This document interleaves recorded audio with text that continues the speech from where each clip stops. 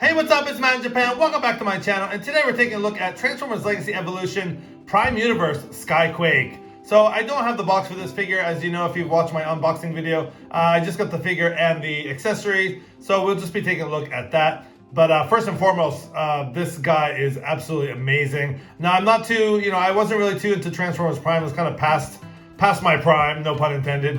But for me as a collector, I really look at figures that either I have a personal attachment to the character, or for me being an artist and illustrator, for me even more importantly is aesthetics and the way the figure looks, the silhouette, things like that. So this figure just called out to me, and when I had a chance to buy him, I really jumped on it. So anyways, enough babbling, let's get in close on Skyquake's details here. Now there's a lot to talk about here, guys. First and foremost, we're going to take a look at that head sculpt. Now it is very true to the old Skyquake figure and how he looks in the Transformers Prime cartoon, so I think they really did a nice job on that head sculpt. I just love the shape and that really nice gray they use for the face mask. And there is sort of a little bit of translucent plastic for the eyes. Now, I do think that's a missed opportunity. There is no light piping, although there is a clear piece of plastic here. I tried, and there's no real light piping, which it's kind of a shame because you do get some nice clear plastic on the chest as well,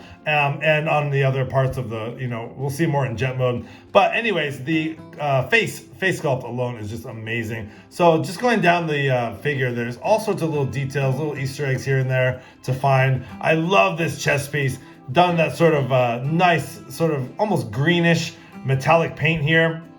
You do get the nice Decepticon logo there, and again, the translucent plastic there. You get some nice detail here, nice gunmetal gray silver paint on the abdomen there, and just tons of detail all over this place, all over this guy. You get some nice detail on the crotch piece there. Also just molded in little mechanical parts on the upper legs there. The forearms have some nice red paint there. You can see the fists there sculpted very nicely. You do get some nice detail on the forearms there, and you do get some really nice of that sort of sort of metallic grayish sort of green paint there on the top of the shoulder pieces there. So yeah, this guy's just laden with detail. Really nice paint. Again, that gunmetal gray going down the legs. Not too much detail. You get a little bit of sculpted detail on the legs. You do see where the landing gear kind of pops out there on the side, and you get some sculpted detail on the feet, and done in that same gray plastic. So that is about how he looks from the front. Very, very cool. Again, that head sculpt is just amazing. And talking about silhouettes, this guy has an awesome silhouette. Now, going on the back, you do see most of the jet kibble on the back. And yeah, he does have a little bit of a backpack, but I mean, for a leader class toy, I don't know, I'll forgive it. It's really not a big deal. And the weight of this guy feels really nice. He feels really solid. If you look, there's really no hollow parts at all. They do a really nice job of having these pieces flip over and cover the back here. I'll just show you, there's a little tab and a notch right there. So if they were just to leave it like that, it would look so ugly. But they went ahead and, put that little tab there to cover up all the hollow parts. And yeah, from the back, looks really nice. And another thing too is just taking a look at the inside of the wings here. This is kind of very rare, but they use that same sort of metallic green paint on the inside of the wings. You get some nice red detail as well. So very, very cool, the fact that they painted the inside of the wings. So anyways, that is pretty much it for his robot mode. We're going to get into his articulation next. Actually, before we get into Skyquake's articulation, I totally forgot about his weapon. Sorry about that. So he does come with one weapon, and it is this sort of Gatling gun here, molded in a sort of gray plastic, and some really nice detail there. It is blast effect compatible, so you can throw on a blast effect there and have him blasting away at the Autobots. Very cool. So that is really nice. And also one feature it does come with is a little pop-out handle right here, which is on a ball joint, which you can swivel around, and you can have him holding it in both hands. I'm not going to do it on camera because it's a little bit tricky, but maybe in the end when I do some action shots, I'll show you guys that. But it's a very nice inclusion, so you can hold it. And also it does come with, if you kind of pop this out, his Evo Fusion gimmick is pop that part out, and it does come with his sword here, so you can just there's a little notch right here, you can kind of pop it out.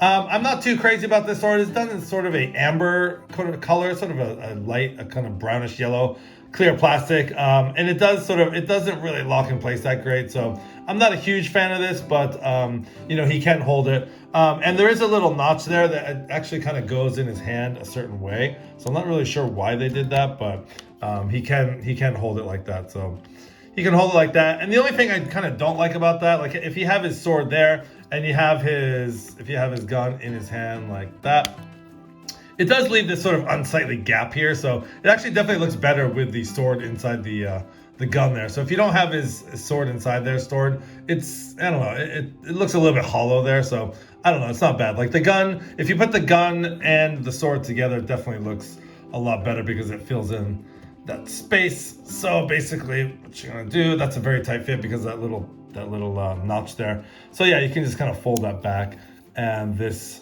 does fit in here, and that does sort of you know, fills in that gap there. So definitely if you have him holding it with the sword in there, it definitely fills that in. It actually acts as some sort of ammo or something there, so definitely looks a lot better that way. So anyways, I apologize about that, totally forgot about the accessory. So let's just get right into articulation from there. So his head is on a ball joint, can go full 360 there, and it can go up and down. And I just love how robots, I love how, you know, bots do this now. You know, if you have a flying position, you can actually look up. So very, very cool. Now these shoulder pieces do hinge up. They are on hinge joints and they can rotate, mostly for transformation. You kind of get them out of the way. But he does have a butterfly joint here. My only one complaint about this figure is that these are kind of loose. These don't really peg in anywhere. There's nowhere to really peg in. They just kind of rest. If you can see, there's nowhere to peg in. So that'd be one of my, you know, maybe if they extended that and kind of pegged in, and you could unhinge it for a butterfly joint. But the fact that he does have a butterfly joint is very cool. So he has that, and then he does have some nice ratchets on this guy actually. So you get a little bit of soft ratchet for the shoulder there, and then you do get an upper bicep swivel there.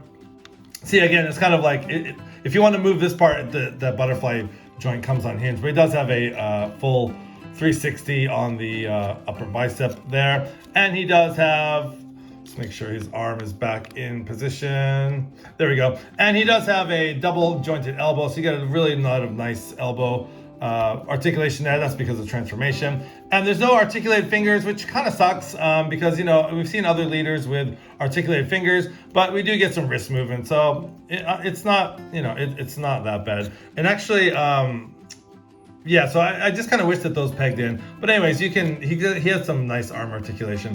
So just putting those shoulder panels back there. And another thing, these shoulder panels don't really peg in either. They just kind of sit there, which, you know, it would have been nice if there's just a little bit of a soft tab, like right there or something, just so that kind of tabbed in place. But anyways, for the most part, you get some nice ratchets on the arms there. So he's kind of moving his arms around. Now he does have an unhindered waist swivel, which is very rare for like a jet to have. A lot of the times the jet cable gets in the way. So he does have a nice unhindered waist swivel, and actually he does have sort of an ab crunch. So that basically it's the transformation joint. You can kind of undo that joint there, and he does sort of have an ab crunch, which is nice. The only thing is just make sure that when you put that back, basically that nose cone part does snap in and keeps it all locked in there. So anyways, a very nice articulation on the waist, a little ab crunch going on there. And that's some nice, oh god, I just love that sound. Some nice ratcheted knees, sorry, not knees, thighs there. And then it does have the swivel up at the top of the thigh there. He does have a double jointed knee, again, for transformation. So there's another joint there at the knee. So he does have some really nice posability there. And then as far as his ankle, as far as his feet, he doesn't have much in the toe department. He has a little bit of the ankle rocker joint, which is not a lot. And actually one more beef with this guy, his heels are the thrusters, and because this guy is so back heavy, he's got a lot of kibble on the back. I do wish that there was a little bit more, like his heels were just like a little chunkier or like a little bit longer or something like that. So he's very top heavy, so he does have a tendency to kind of fall down. So you do have to sort of, just making sure he's in, let's see here, getting his arm back. Yeah, those ratchet joints are really strong. So getting him back in sort of a neutral position here, you kind of have to fiddle with him a little bit. If I let go of him right now, he would definitely fall over. So that's kind of another one of my complaints. This guy definitely needs more he needs more stability in the feet. So because he is so top heavy, that's kind of puny compared to, you know, what we usually see for a figure this big. So anyways, that is the articulation. Let's get this guy stood up here and let's just get a quick review. There's Tarn and there is Deluxe Needle Nose. So there's just a quick comparison between those guys. Oh, see what I mean? Yeah, this guy just falls down. Just barely breathed on him wrong and he's falling down. So a great figure, but yeah, definitely could have used some more in the heel spur department. So anyways, yeah, let's get this guy transformed and see his alt mode, and we'll also see how Needle Nose plays into his alt mode.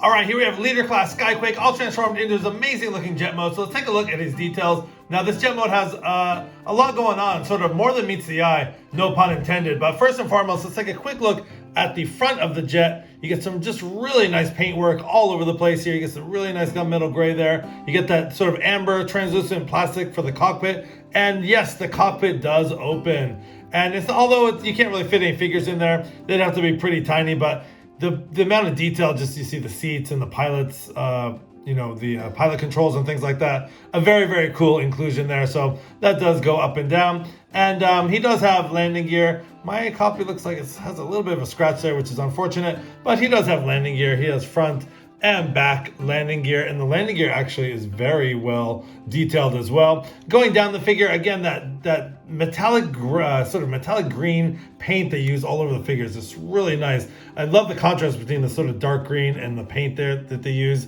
Again, you see that sort of amber clear plastic for the back there. I just love this section here with the picked out silver parts. And the red, it's not quite a red, it's sort of a dull red, but just the red and the green just creates a really nice contrast. And then going on the back of the figure, you do see the thrusters, one which is formed from the robot mode, and then you have the two that were the heel spurs for the feet. And these are blast effect compatible, which these are not. So just plugging in, you kind of have to move the feet, you have to move the toes out just a little bit. So just to show you that, just throw in some blast effects for some added effect here. So there he is, flying through the air. That is so cool. Very, very cool. And another thing you can do is you can take the just move the landing gear out of the way. Let's just put that down, and you will see a port down here, which was his butt. There's a flight stand port as well, so you can take his gun and plug it in like so and have it facing front like that. And you can also add some more blast effects in the front there. So very cool. You have weapon storage as well. So yeah, it's just, wow, so cool. This, you know, again, I don't really know much about this character or whatever, but having a blast, no pun intended, again with this figure, taking out the blast effects. And another thing you can do, there are some articulation in vehicle mode as well. These kind of go up and down. You can sort of put them up, you can put them down, whatever you like. It's your toy, your preference. And then also these go up or down as well. So you get a little bit of articulation in vehicle mode as well. And then of course you have the landing gear, you have weapon storage, and last but not least, I'm going to do a comparison. Let's just put those up there. Let me put the landing gear back down. And everything is very solid. The transformation was the transformation was very cool, actually. A little bit intricate, a little bit difficult, but everything pegs in really solid. It's, you know, there's no loose parts, nothing's flopping around, so very, very solid figure. So anyways, just doing a quick airplane jet comparison here. We have Deluxe Class Transformers Legacy Evolution Needle Nose. And you're probably wondering, hey, why are you doing a comparison with Needle Nose? Well, funny you ask. I think we all saw this before, but if we just put these down, there are these two little pegs here. And, you know, on the back of Needle Nose, I think we all saw this coming like a while ago. There are slots there. So basically, he can piggyback Needle Nose on the back there. Just trying to get those slotted in. And yeah, so Needle Nose can piggyback on the back of Skyquake. So very, very cool. And again, I'm not, you know, up on my Transformers Prime lore and how this actually plays into everything, but it's a thing you can do. And for me, it's just sort of a gimmick type of thing, but a very cool inclusion nonetheless. You know, if you guys can leave a comment for me in below. I think this was, you know, again, past my prime. I wasn't really into Transformers at that time. So if you guys could just tell me, why Needle Nose, locks in onto Skyquake, I would very much appreciate it. But anyways, a very cool gimmick nonetheless. So taking Needle Nose off the top. And yeah, we'll leave you with the vehicle mode, and let's get into the final thoughts for Leader Class Skyquake.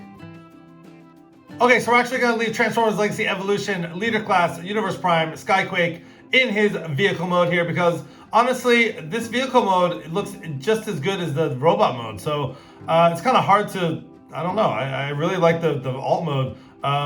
It's kind of rare for me to say like I like the alt mode better. I don't really like it better per se, but I don't know. Everything seems to fit better in jet mode.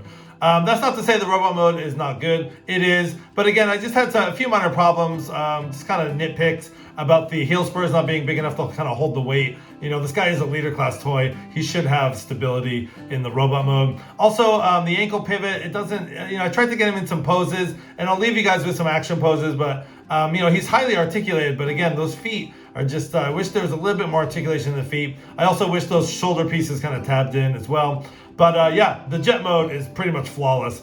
The fact that he is blast fact compatible, you can fit Needle Nose on the back. There's some articulation in the cockpit. The paint looks amazing, things like that. So anyways, yeah, all in all, I give this figure a 10 out of 10, no doubt. Just a few little gripes here and there, but for the most part, an amazing, amazing figure. So anyways, this has been the video review for Transformers Legacy Evolution, Prime Universe, Leader Class, Skyquake. This has been Matt in Japan. Thanks for watching so much. And please don't forget to like, comment, and subscribe. Have a great day, guys. Till all are one.